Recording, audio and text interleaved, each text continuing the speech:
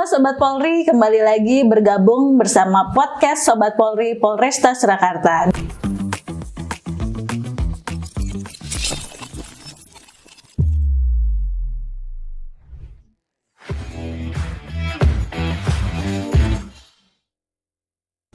Dan pada kesempatan kali ini masih dengan narasumber yang sama. Di sini hadir di samping saya AKP Agung Purwoko SHMH. Terima kasih Pak Agung hari Terima ini. Terima kasih. Ya. Kesempatan yang kedua sudah berkenan hadir kembali menyapa para Sobat Polri sekalian. Siap. Baik Pak Agung, kita lanjutkan masih dengan topik yang sama, dengan topik yang kemarin tentang judi online tentunya. Di kesempatan kali ini, boleh nggak sih kita bertanya Pak Agung, pernah nggak Polresta Surakarta menangani tentang judi online? Baik, kita flashback dari segmen yang atau sesi yang pertama. Betul. Kita sudah bahas beberapa materi yang salah satunya adalah ciri-cirinya kan kemudian apa yang sudah dilakukan dalam hal ini Polresta Surakarta khususnya di Satuan Reserse Kriminalnya. Betul.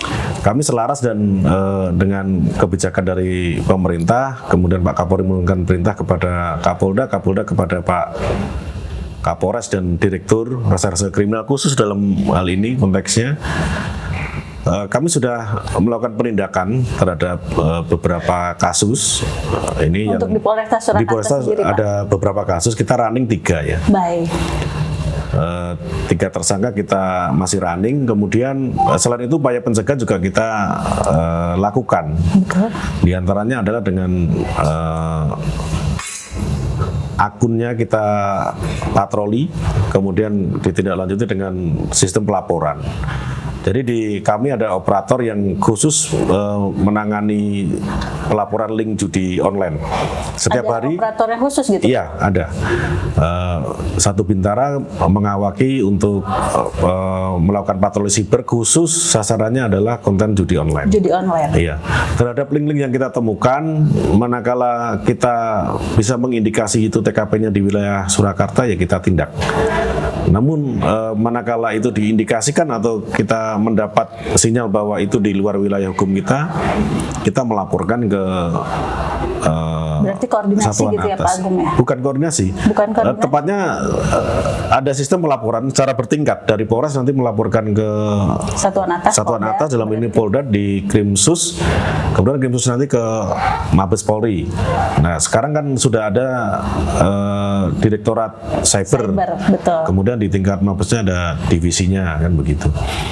Nah, divisi ini mendasari laporan dari seluruh operator yang ada di Polres seluruh Indonesia, kemudian akan ditindaklanjuti oleh teman-teman di Kementerian Komunikasi dan Digital untuk dilakukan pemblokiran. Nah, sifatnya dari polisi itu tidak menutup, kita memberikan input atau memberikan laporan kepada teman-teman di di Kementerian Komdiginya untuk ditindaklanjuti, untuk dilaporkan, untuk ditutup. Berarti ini terkait kerjasama antara Polri juga dengan Kementerian Komdigi ini ya Pak Agung? Betul, kita tidak bermain sendiri berarti ya? Itu akan menjadi challenge yang agak berat manakala kita mengedepankan ego sektoral, dan ini harus dilakukan secara kontinu, terus-menerus dan secara bersama-sama. Betul, jadi tidak hanya Polri saja yang bertindak, tapi juga Komdigi sama-sama Polri bekerja sama untuk memberantas judi online ini. Betul, manakala domainnya menjadi domain kementerian, ya itu menjadi tugas PR-nya Komdigi berarti ya Pak Agung dari ya? Pemerintah. Tentunya kan kita mendukung prioritas dari pemerintah kan. Siap. Dan kita sudah beberapa tahun kita berusaha seperti itu, dan dari kementerian juga upayanya cukup bagus. Pelatihan-pelatihan selalu dilakukan secara kontinu. Berarti pelatihan ini kita juga bekerja sama untuk pelatihannya antara Polri sama Komdigi, atau Komdigi melakukan pelatihan sendiri, Polri melakukan pelatihan sendiri? ya seperti yang kita sampaikan tadi bahwa ini tidak bisa dipandang sebagai tugas salah satu sektor ya, tidak kepolisian, tidak kementerian. Dari kementerian sendiri pun juga bekerja sama dengan dalam hal ini institusi kepolisian secara umum. Mereka menurunkan jadwal bahwa misalkan kapan mau dilaksanakan pelatihan, dan dari tingkat Mabes juga didaulat untuk menjadi narasumber karena ada domain-domain tertentu yang ada itu hanya di tingkat kita, di tingkat kepolisian. Untuk penindakannya kan seperti penegakan hukum kan kita kan gitu. Itu wewenang dari Polri ya, iya. Pak Agung ya. Nah Pak Agung, tadi kan dibahas katanya Polresta Surakarta sudah pernah menangani kasus judi online ini. Ini laporannya ini tahun berapa kira-kira Pak Agung? Kami tahun 2023 ada 2 kasus dengan 3 tersangka.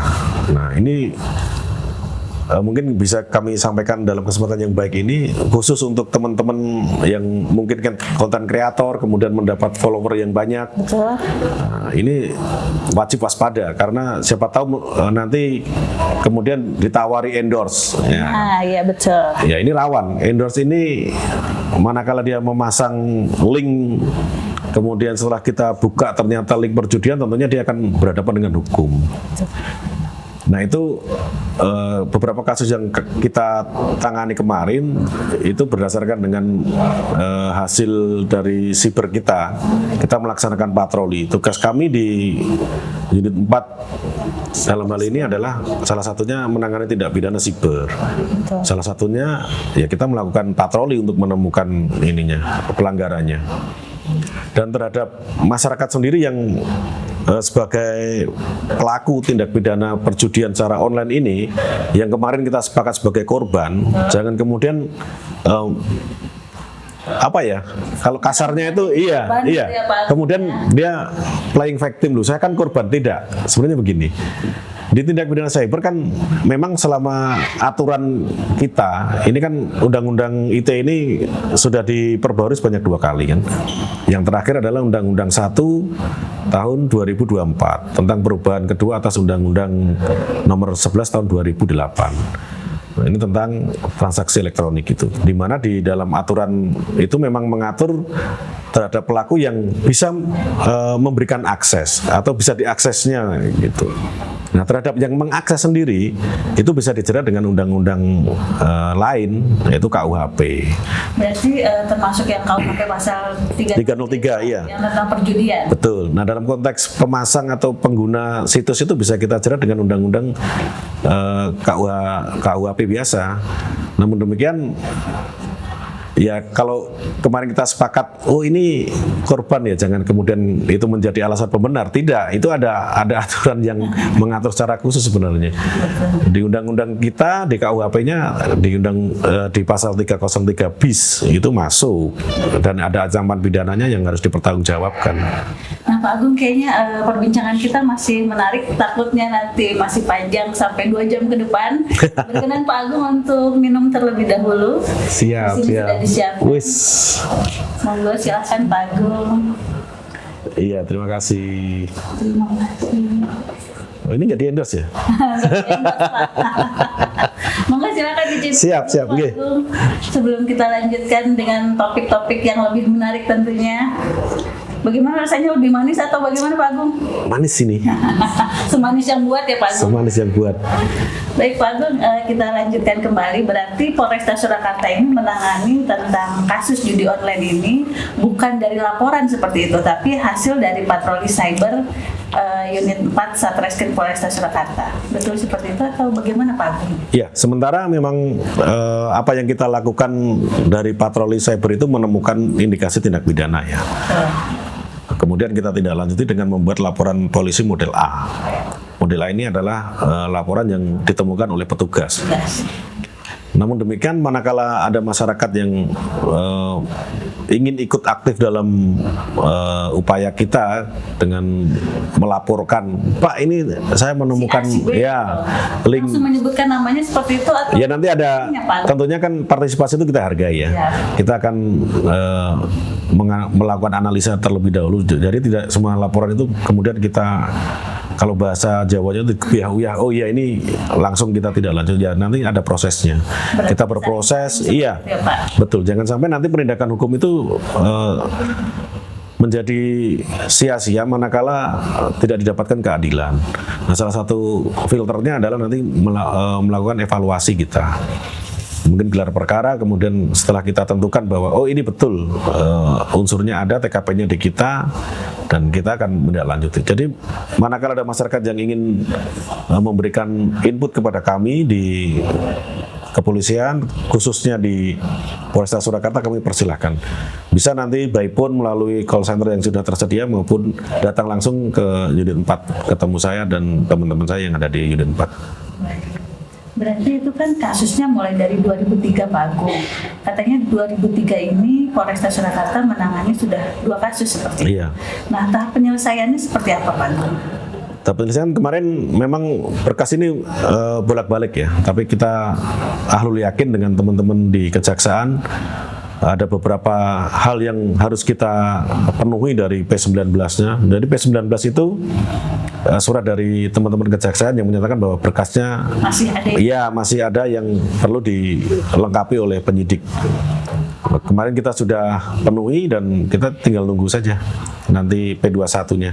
Berarti lumayan lama untuk penyelesaian kasusnya ini Pak Agung, dari 2003 sampai 2024 ini. Iya, karena memang ini buat kita kan hal yang baru ya. Sebenarnya penanganan ITE ini pembuktiannya cukup rumit. Bukan cukup rumit, cukup memakan waktu karena kita melibatkan beberapa instansi seperti di Lapor. Lapor sendiri kita membutuhkan waktu untuk proses koordinasi dan penindakan di barang buktinya.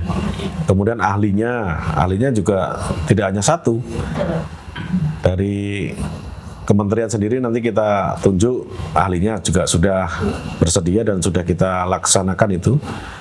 Kemudian dari ahli pidana nanti juga kita mintai pendapat ahlinya itu bagaimana.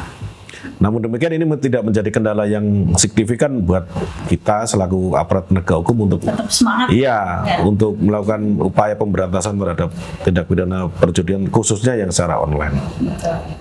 Nah, untuk tersangkanya sendiri Pak Agung, ini usianya usia yang di bawah umur ataukah usia sudah cukup umur atau sudah usia yang dewasa seperti itu? Baik.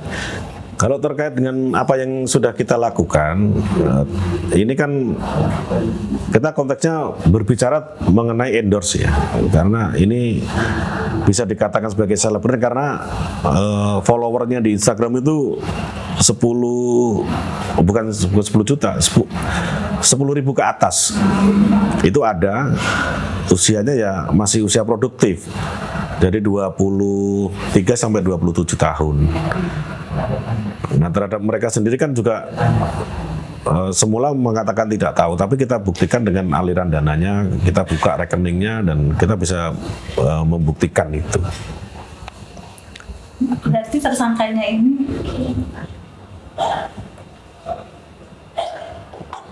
tadi 2003 tak? Oh iya, berarti saya koreksi ya. Berarti bukan 2003, berarti 2023. Karena 2000, iya saya salah dalam menyampaikannya. Kalau 2003 sendiri itu belum ada undang-undangnya. Undang-undang ITE itu kan belum ada. Iya maaf. Jadi klarifikasi untuk kasus yang ditangani oleh Polresta Surakarta dimulai pada tahun 2023, iya. 2023 dan sekarang 2024. Baik, setahun running. Setahun running. Iya. Berarti ini untuk tersangkanya sendiri memang terjerat karena dia sebagai influencer seperti itu. Iya, sebagai influencer dan dia mendapatkan bayaran atas itunya, atas endorse-nya itu. Tapi si influencernya ini apakah ikut bermain judi online-nya itu juga atau bagaimana? Kalau dia ikut bermain tidaknya berdasarkan, kalau kita kan pembuktiannya secara ilmiah ya, kita buka ininya ya belum terindikasi. Dia cuma mempromosikan saja. Oh, hanya mempromosikan saja. Iya. Tapi dibuka aliran dananya ini memang mengalir dari web Ada. judi online-nya. Iya, kita bisa buktikan. Baik, terima kasih Pak Agung. Ini berarti untuk tersangkanya ini kan 2 orang. Tadi. 3. Oh, 3 orang. Iya. Kasusnya 2, tersangkanya 3 orang Iya. seperti itu. Berarti dari satu kasus ini bisa ada yang 1, 2, 3 orang tersangka seperti itu. Bisa karena dia kan nanti bisa kita urutkan kan dari endorsement, dari yang endorse kemudian dia siapa lagi di atasnya bisa kita telusuri. Sepanjang itu bisa kita buktikan ya akan kita tindak. Baik, terima kasih. Untuk tersangkanya ini sendiri, apakah orang asli Surakarta atau berdomisili di Surakarta atau bagaimana Pak Agung? Iya. Kalau tersangka kan yang kita tangani sekarang kan ada yang orang dalam kota Solo, ada yang di luar kota Surakarta. Tapi untuk penanganan kasusnya Pak Agung, mohon maaf ini Pak Agung, itu kan mereka ini di luar Surakarta, tapi penanganannya tetap ditangani di sini seperti itu. Bisa saja, karena teori pembuktian di Undang-Undang ITE itu kan ada beberapa ya, di mana dia mengakses, kemudian di mana dia menyebarkan atau splashingnya kan kita bisa buktikan itu. Dan bagi saya tidak memandang ini sebagai suatu kasuistis ya. Kita bicara secara general saja.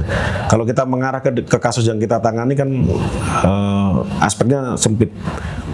Lebih baik kita bicara dengan aspek yang lebih luas. Jadi kalau yang sudah tertangani, itu menjadi tanggung jawab dan kewajiban dari penyidik. Yang menjadi kunci dalam kedepannya adalah bagaimana masyarakat ini sadar hukum.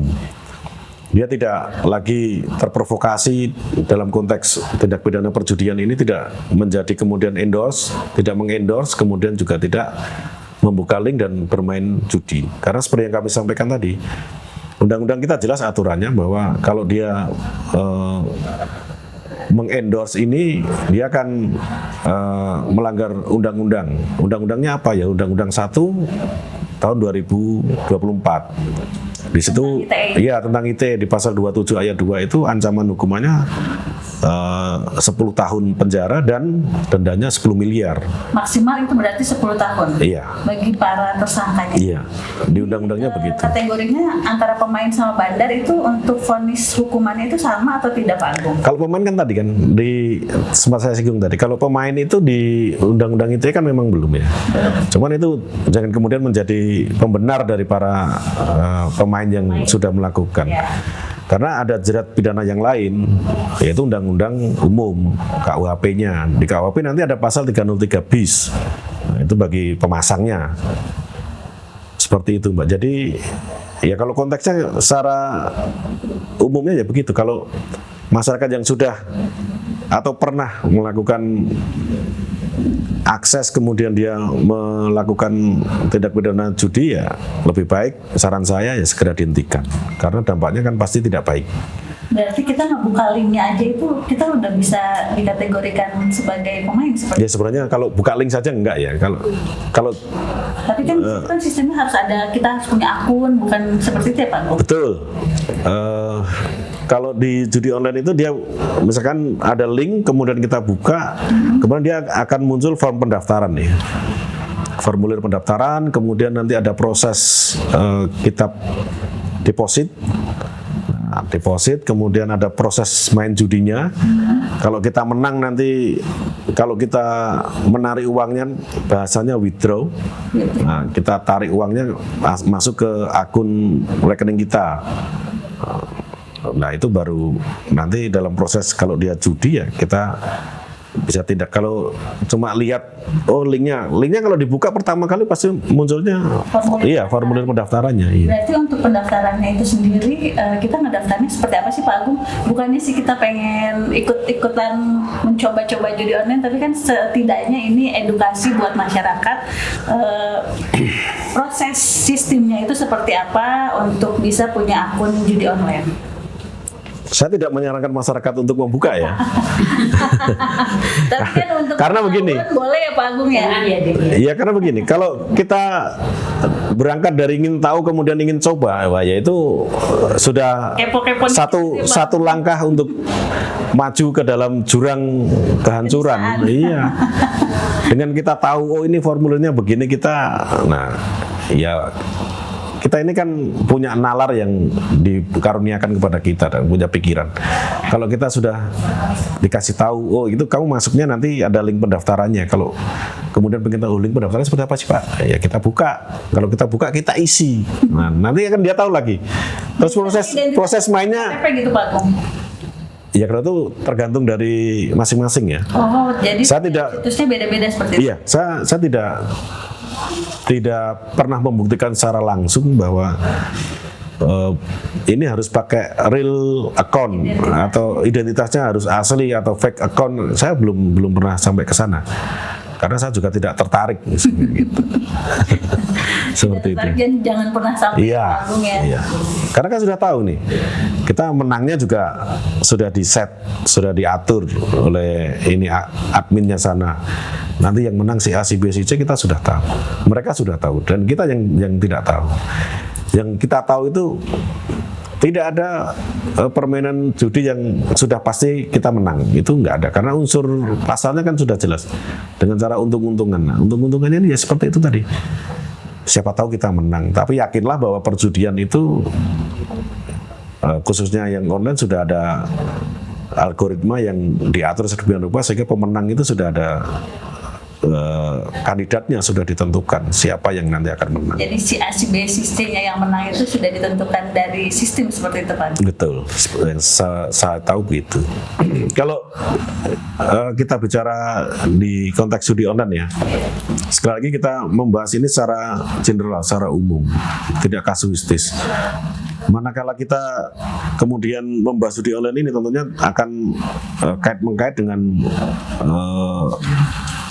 kerawanan atau hal-hal yang mungkin saja terjadi di tengah-tengah masyarakat kita. Seperti bahasan kita yang terdahulu bahwa judi online ini akan mengkait dengan benang merah terhadap aplikasi pinjaman online. Nah, pinjaman online ini juga tentunya menjadi dalam tanda kutip kerawanan tersendiri itu di tengah-tengah masyarakat kita karena begitu gampangnya kita membuka aplikasi karena fasilitas internet juga cukup baik, kemudian kita mengajukan hutang kepada aplikasi itu tanpa persyaratan apapun, kita mengajukan berapapun sesuai dengan platform akan dikabulkan. Yang jadi masalah adalah di kita ada undang-undang PDB, perlindungan data pribadi. Begitu kita mengupload identitas kita, KTP kita, di situ ada nomor induk, kependudukan, NIK, kemudian ada nama dan sebagainya itu. Kemudian kita memberikan email, kemudian passwordnya kita serahkan. Ya dengan sendirinya kita mempersilahkan kepada oknum-oknum yang tidak bertanggung jawab di luar sana untuk mengakses data-data pribadi kita. Nah, saran saya kepada masyarakat, khususnya kepada mungkin ini generasi apa ya, milenial ke atas ya. Kalau Gen Z kan ini sudah melek dia, sudah tahu cara melindungi datanya. Nah, data pribadi ini akan rawan manakala dipergunakan oleh orang-orang yang tidak bertanggung jawab. Nah, saran saya kalau memang harus mencari finansial atau dukungan dana dari orang lain, ini kan fasilitas itu sudah tersedia di perbankan ya. Yang resmi, iya. Saya tidak mengatakan di pinjaman online itu semuanya ilegal. Ada beberapa yang legal, namun itu perlu dikonfirmasi lagi kepada teman-teman di OJK. Dan kalau memang nanti terpaksa harus melakukan pinjaman di pinjol atau pinjaman online ya, lebih baiknya lagi memilih aplikasi yang terpercaya dan terdaftar di OJK. Caranya bagaimana? Ya tanya ke OJK-nya, Pak ini aplikasi ini apakah terdaftar? Iya, kalau tanda-tandanya kami memang belum bisa memberikan keterangan kepada masyarakat ya. Dan mungkin nanti yang lebih kompeten dari teman-teman OJK. Ada beberapa masyarakat yang memang pernah datang ke kami menanyakan itu, Pak, apakah ini legal atau ilegal? Ya kami arahkan, kami arahkan untuk konfirmasi ke teman-teman di OJK, betul. Karena pengawasannya kan dari OJK ya. Begitu, Mbak. Baik, terima kasih Pak Agung untuk sedikit informasi yang kami dapat terkait dengan penanganan kasus judi online di Polresta Surakarta. Siap. Tetap semangat Pak Agung untuk memberantas judi online di Surakarta. Terima kasih. Juga Oke. rekan-rekan Pak Agung di di unit 4 ya Pak. Unit 4. Unit Siap. 4 Satreskrim Polresta Surakarta, dan semoga untuk kasus yang sudah ditangani bisa cepat-cepat P21-nya. Amin. Terima kasih. Baik Pak Agung, di penghujung acara podcast kita terkait tentang judi online ini, boleh sedikit kita closing statement dari Pak Agung barangkali untuk sobat-sobat Polri yang menonton acara podcast Sobat Polri Polresta Surakarta. Baik, terima kasih Mbak Indah. Kami dari Unit 4 Satreskrim Polresta Surakarta di bawah pimpinan Pak Kapolresta Surakarta dalam konteks penanganan perkara, tentunya kami juga dibimbing dan diarahkan oleh beliau selaku pimpinan tertinggi di Polresta. Kami menghimbau kepada seluruh masyarakat, manakala menemui link atau aplikasi terkait dengan judi online, dapat melaporkan ke Polresta Surakarta. Bisa ke Polsek, nanti teman-teman dari Polsek juga akan 24 jam ya Pak ya pelayanan di sini. Iya, handphone saya juga tidak pernah off. Nanti silakan untuk berkomunikasi. Bisa melalui aplikasi yang ada. Sparta boleh, ke Polsek boleh, datang ke langsung ke Polresta juga boleh. Silakan. Yang jelas, manakala sudah terjerumus dalam perjudian online ini, agar dihentikan. Stop. Iya, karena tidak ada manfaatnya sama sekali. Ada toleransi lagi, langsung stop langsung. Betul. Bagi yang belum, jangan sampai. Karena ya manfaatnya, sekali lagi tidak ada manfaatnya. Lebih banyak Mudaratnya. Iya. Mungkin itu, Mbak. Baik, terima kasih Pak Agung untuk himbauan kepada para sobat Polri, dan kita tutup acara podcast pada kesempatan kali ini dengan satu buah pantun kembali. Pergi ke kondangan pakai kebaya, Cakep. gandeng istri biar mesra. Cakep. Siapa bilang judi bisa bikin kaya? Yang ada cuma bikin sengsara.